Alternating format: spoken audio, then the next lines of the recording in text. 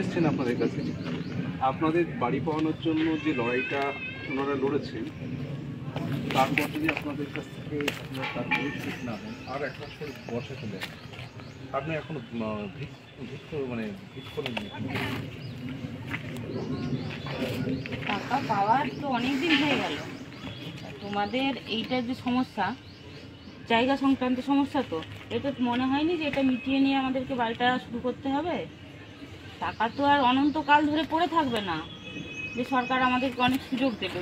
পরপর তো টাকা আসছে, পরের ইনস্টলমেন্ট পেতে হবে, তাহলে বাড়িটা তো করতে হবে।